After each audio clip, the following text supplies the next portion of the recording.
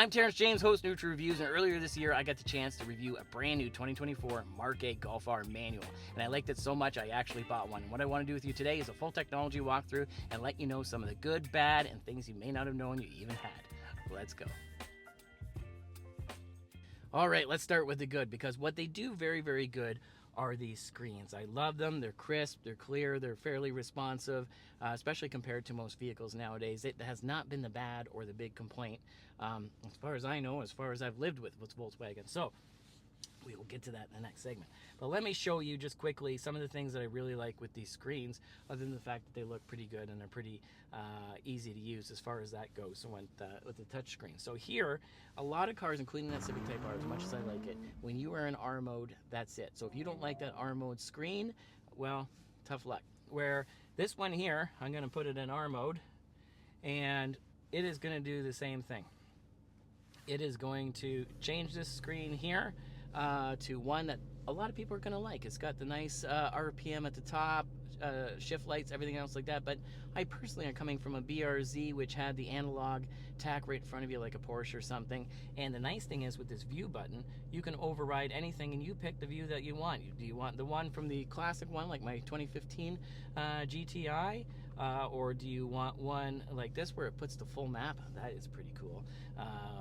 There's other companies doing that, like the new TS for WRX, things like that. But for the most part, that's pretty luxurious thing. And then here we got your safety system. Probably should be looking at the actual vehicle in front of you, but it is pretty good. And then this is the one that I'm talking about here. This here is your RPM right in front of you, which I think is the most sporty. So you can do that. But whatever mode that you're in, I love how customizable it is. On either the left or right here, you can pick anything under the sun, and you can do it on either side. And again, some companies don't let you change, period. And if they do, you can only put certain things on one side and certain things on the other. So for instance, if I'm going in, let's say comfort mode on the highway, what I will do is change these to something that's a little bit more conducive than that. Like for instance, I can go to the economy, let me know my average miles per gallon, things like that. And then on the other side, you know, you can pick whatever you want. So for instance, I think maybe I will choose maybe the navigation. So over there, you could, as you're traveling, you could put some of the navigation over there. But as you could see when I was going through that list, it's quite exhaustive. There's probably 1/3 really fun things for those types of modes, and a lot of really useful information like your fuel economy, of course, your traditional things like temperatures, you know, your telephone, navigation, radio, all that type of stuff. But I really like some of the performance ones. So for instance, and again, you can put this on either side, but some of the ones that I use a lot is the boost. I think it's pretty cool. When I had a SRT4, it had an actual analog boost gauge up there. So is this the same? No, it's not quite as cool, but hey, you still get it.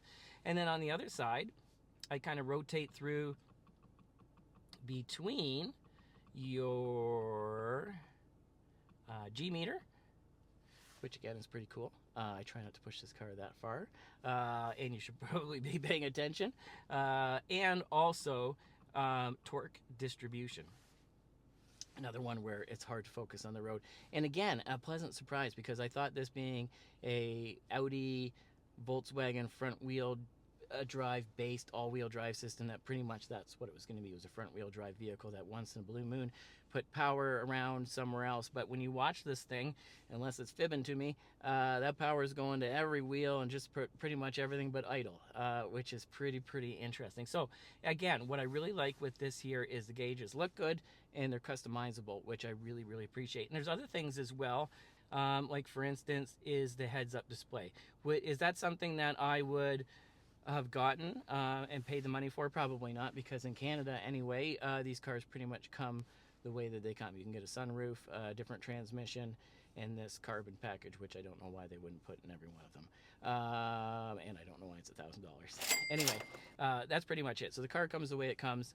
I'm more of an analog type person. I'm old, but I'm getting used to this technology, and it is nice and it's helpful. So I like the fact that most of the stuff in this car you can turn on and off through the technology. That heads-up display does work really good. You can change the position up and down, as you can see in the brightness, but all in all, it does work really good. But I usually only keep it on during the highways.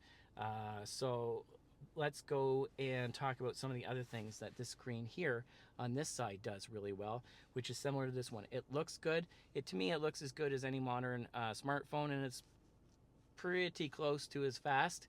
But really, where it falls apart, which we'll talk about, is the inputs, not so much the screens themselves or the user interface. So here, it's configurable like your phone. You just hold your finger on it. You can move everything around. You've got widgets. Which old people like me find quite interesting.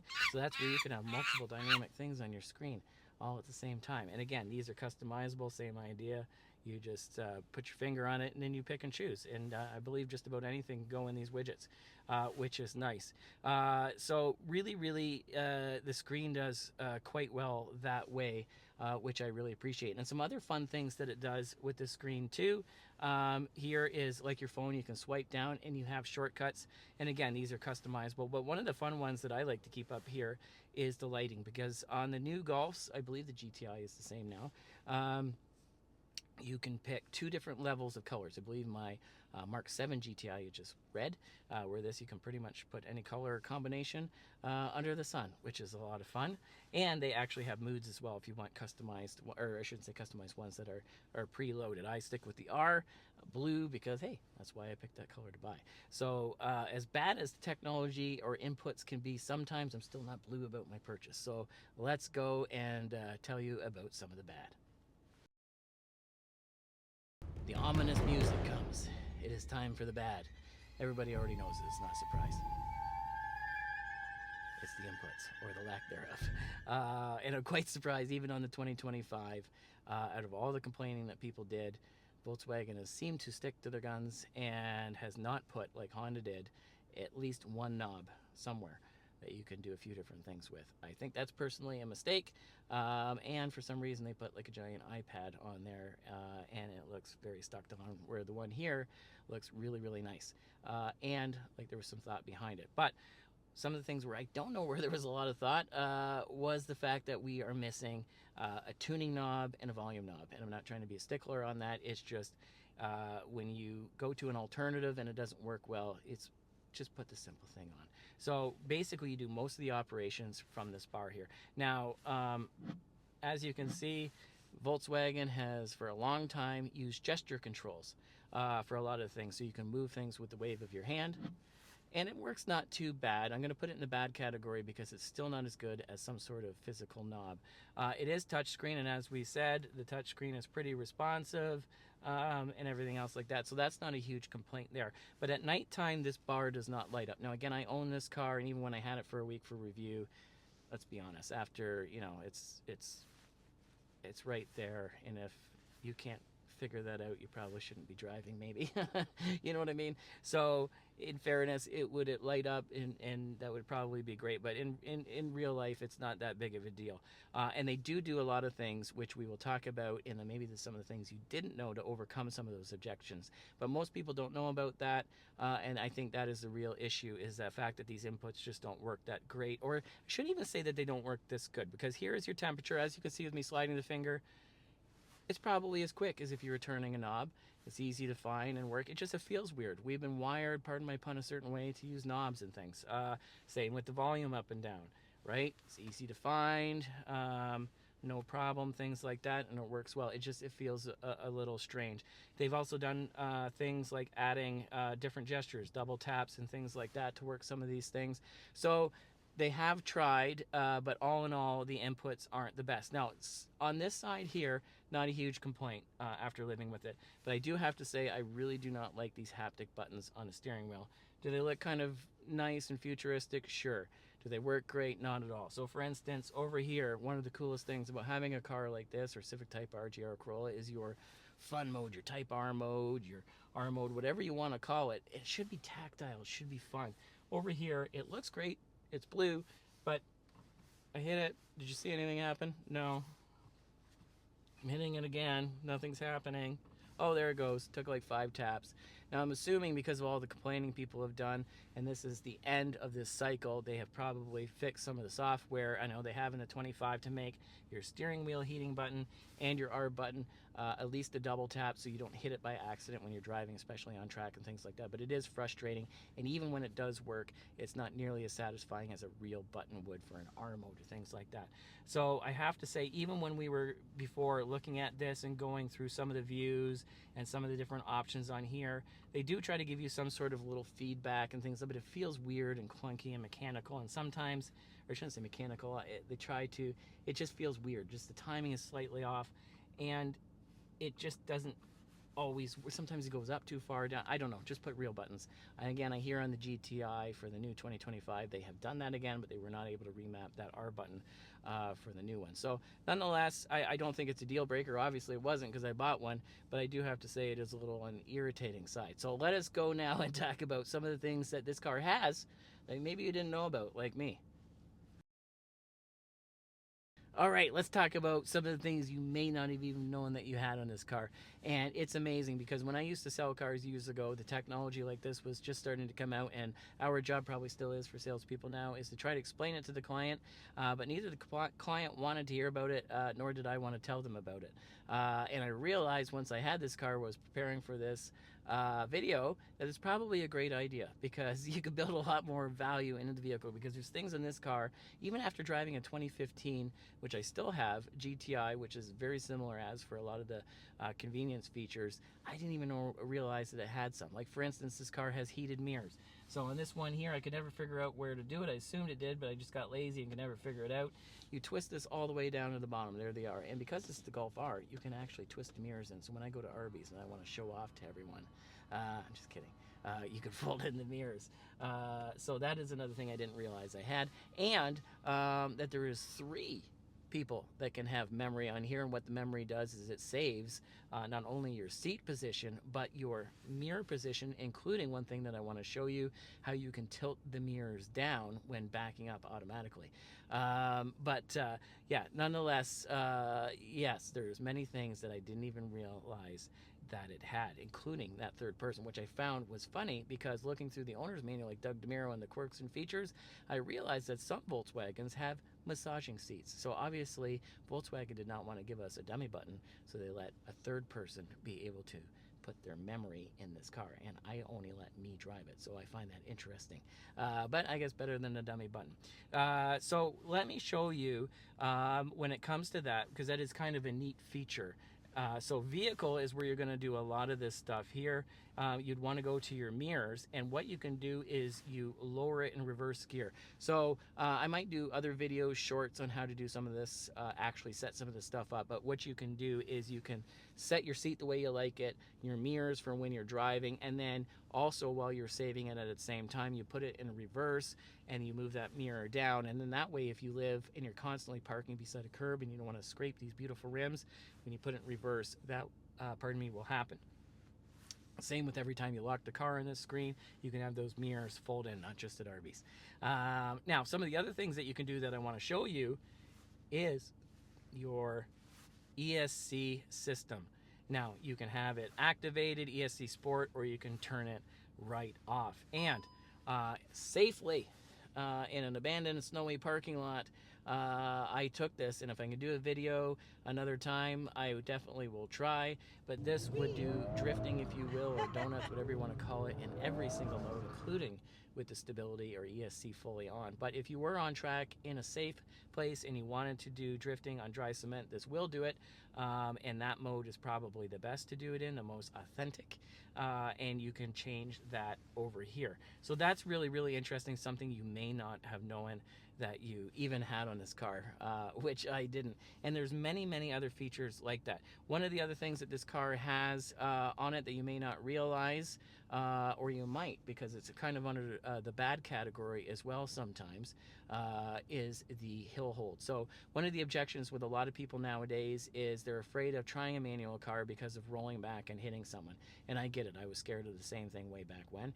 And this car here and many other ones will help you with that by applying the brake when it senses that you're on a hill. So all you have to do is worry about the clutch and let it out till you feel some of that engagement, and then you hit the gas and away you go. Now, unfortunately, with the Volkswagen, a lot of the vehicles, it can be a little bit finicky. This one included. Until you kind of get it down, it's a bit of a science. It will stall a few times, and I wish that you could turn it off on this car, and you cannot. One of the other things a lot of people don't realize that they have as well is they actually have full tri-zone. Again, on a small vehicle like this, is it totally necessary? Kind of reminds me of when I went to a Tim Hortons in Western Canada about 20 years ago, and they had smoking and non-smoking in the same room. And they asked me, which section would you like to be in? And I thought, what is the difference? It's a smoky room. It's the same thing as a tiny car, and they have 3 different temperatures and fans for everyone. But you can work that through here.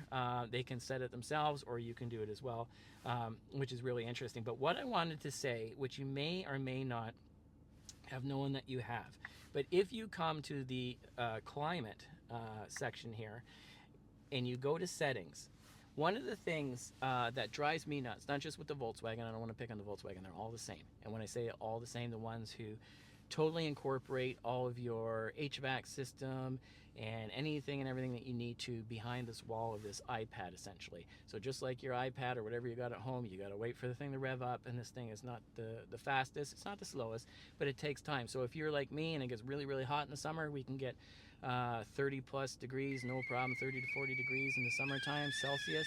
And in the winter, we can get the polar opposite, pardon my pun, we can get to the negative 30s and negative 40s. So in those extreme times, seconds matter. And when you turn on the car, I don't want to wait for 30 seconds till this dinosaur of an iPad turns on so I can get some heat in here or some cool, vice versa. So they have thought about that, and I don't know why they don't tell more people, and why I say that salespeople should, and why I should have.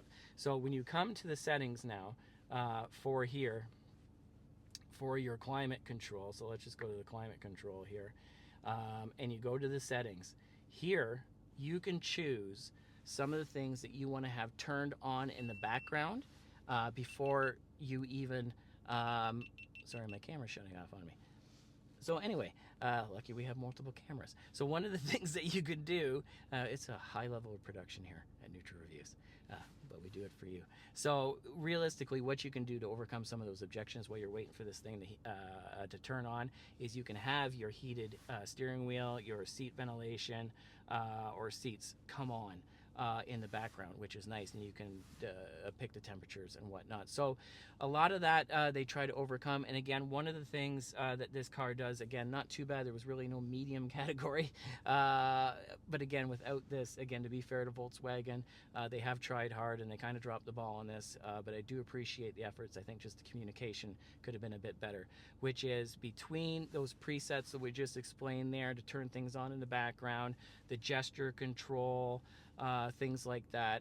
A lot of the shortcuts, like for instance, being able to double tap there for your heated seats and things like that. They have tried to overcome a lot of this objection by not having physical buttons. And one of the ways as well is with the voice control. So, hey Volkswagen,